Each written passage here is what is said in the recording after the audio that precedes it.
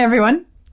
Today I'm listening, well, I should give this a little preface because this is essentially a first listen to the band Buffalo Springfield. Almost sounds like a place name. For what it's worth.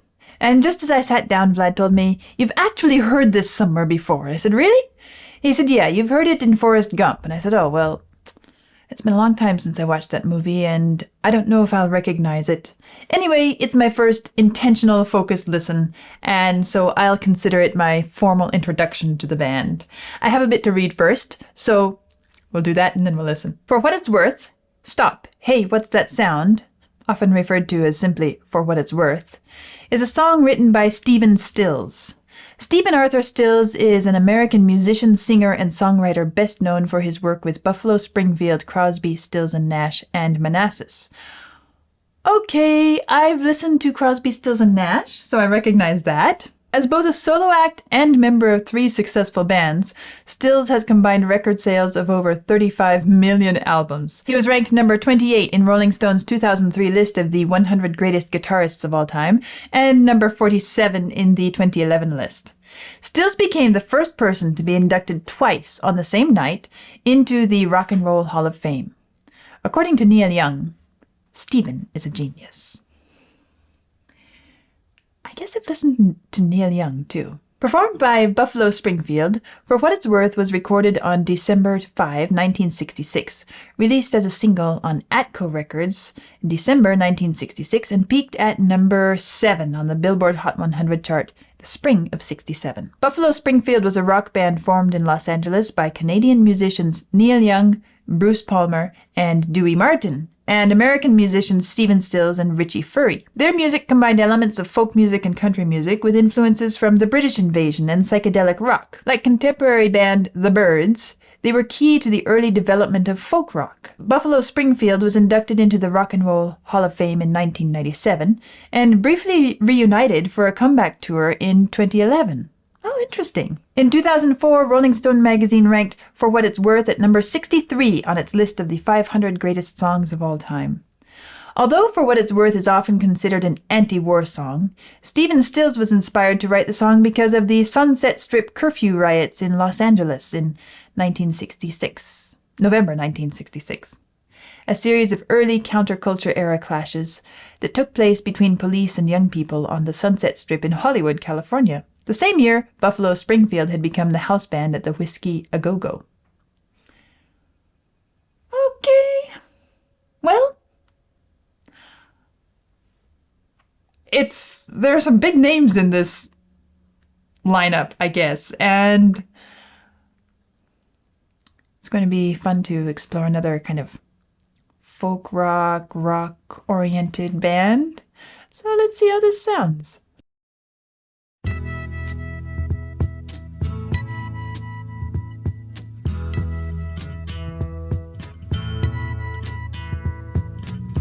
There's something happening here, but what it is ain't exactly clear. There's a man with a gun over there, telling me I got to beware.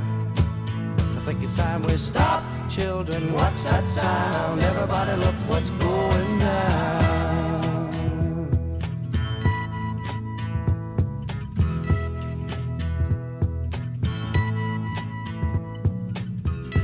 Battle lines being drawn, and nobody's right if everybody's wrong.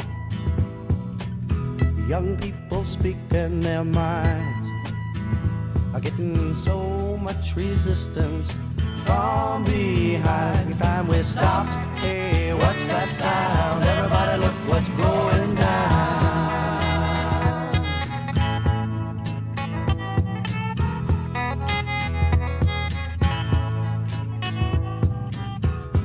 What a field day for the heat.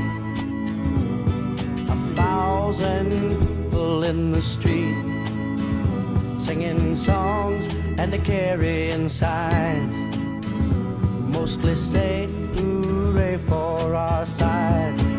It's time we stop, hey, what's that sound? Everybody look what's going down. Okay.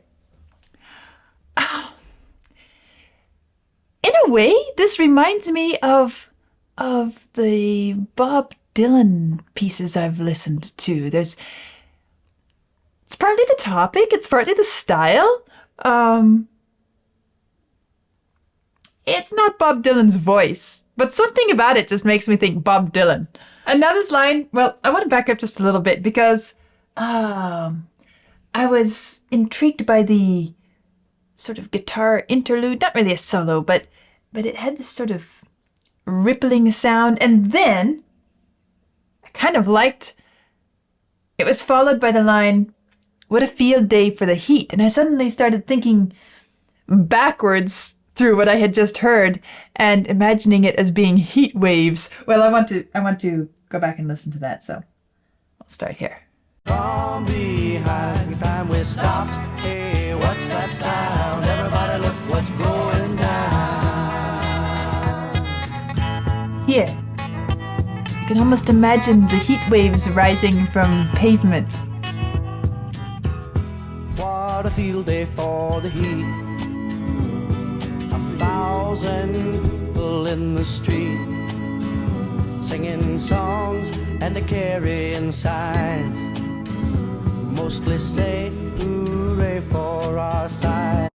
It's so interesting on this piece of music. It's as if the music anticipates the lyrics. The guitar is rippling heat waves before we get to the line about heat. And then we start hearing, ooh, the chorus, which the next line's 1,000 people in the street singing songs and carrying signs. You suddenly start associating that ooh with kind of a crowd chanting slogans or singing or something.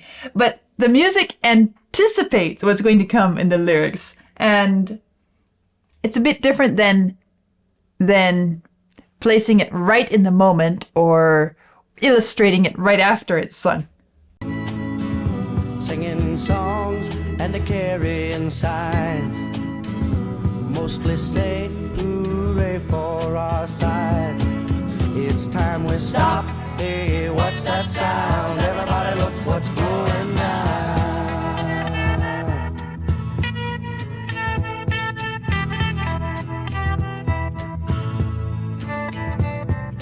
Paranoia strikes deep into your life, it will creep. It starts when you're always afraid. Step out of line, the man come and take you away. We better stop. Hey, what's that sound? Everybody look what's going down. Stop. Hey, what's that sound? Everybody look what's going. We better stop now. What's that sound? Everybody look what's going. We better stop. Children, what's that sound?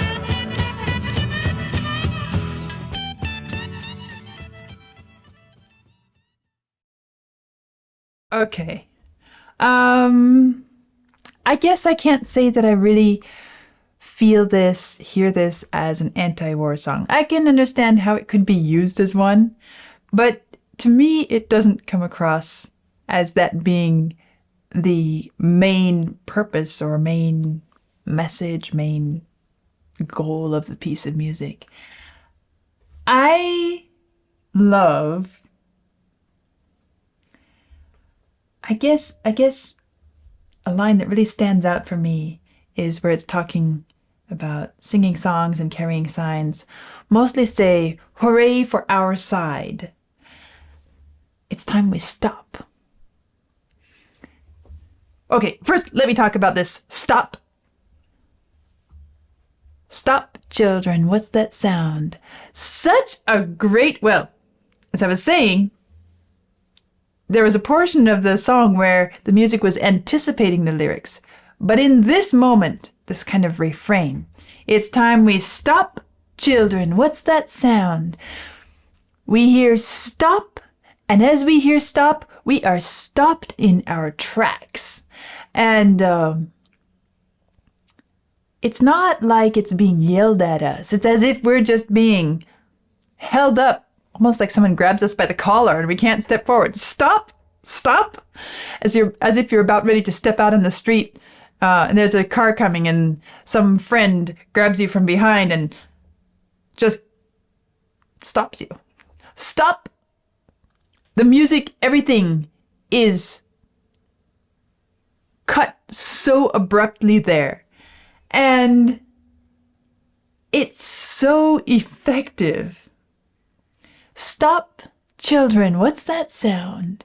I also like the way, well, I say it stops very abruptly, but at the same time, it's a moment of lift, buoyancy.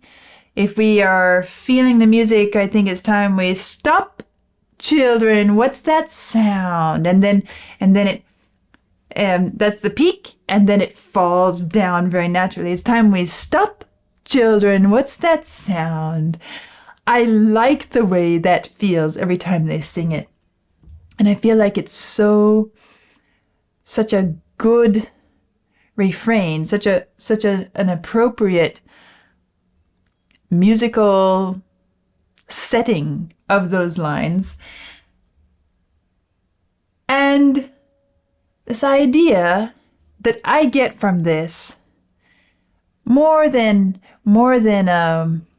anti-war song or anti-anything song, it feels more like just that. Stop. Before you get your emotions so heated, before you find yourself falling in line with a crowd that is chanting, stop and think. What's that sound? Mostly say, hooray for our side.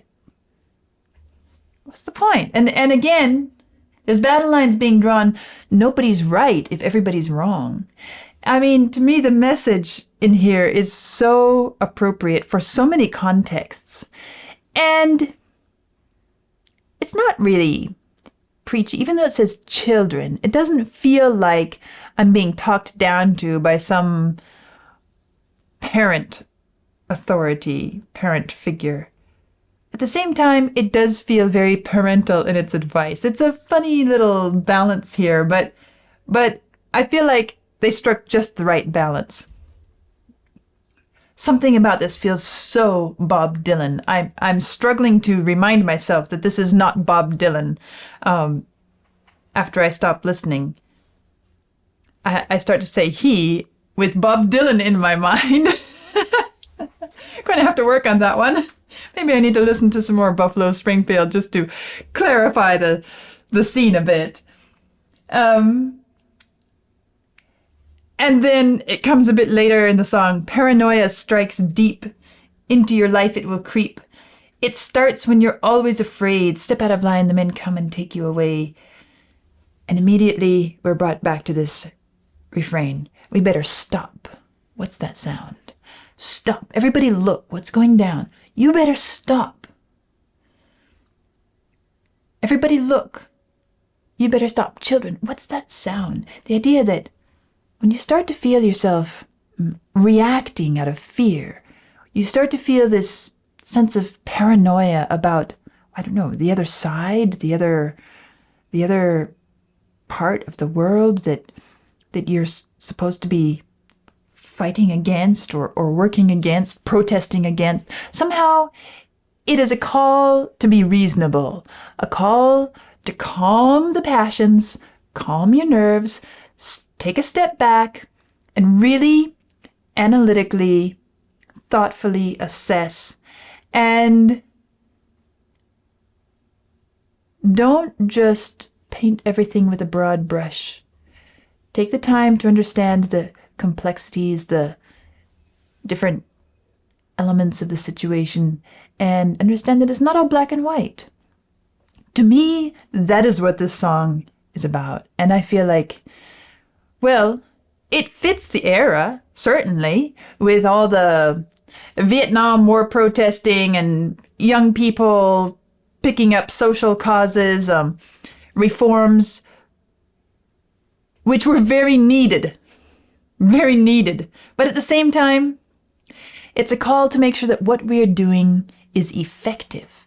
Because if these things need to change, we want to work in a way that doesn't just draw battle lines and create clashes, but actually has some long value, lasting value, long-term benefit. So it fits that era, but it also feels very, very appropriate and important to us now, today, because we're all still just as human as we always were, and we still have a tendency to get our passions all hot and take sides and draw lines in the sand when, man, it's just sand. I mean, start thinking about, don't make an artificial line.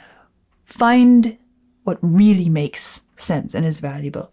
So, yeah, a great song, a great message. I enjoyed the music. I enjoyed the sound. I said it reminds me of Bob Dylan. At the same time, I found it a bit easier to listen to musically than at least the Bob Dylan songs I've listened to. The voice here is a bit more melodic, lyrical.